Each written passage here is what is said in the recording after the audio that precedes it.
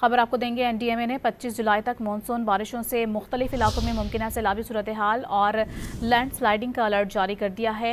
मज़ीद तफसीलात बताएंगे डॉन न्यूज़ के नुमाइंदे उमैद अली हमारे साथ मौजूद हैं। उमैद, मज़ीद तफसीलात बताएगा। जी देखिए, बिल्कुल मुल्क भर में मानसून बारिशों और सैलाब से तबाहकारी और नुकसान का सिलसिला जारी है। NDMA ने इस सिलसिले में 26 जून से 18 जुलाई तक होने वाले माली और जानी नुकसान पर रिपोर्ट जारी की है।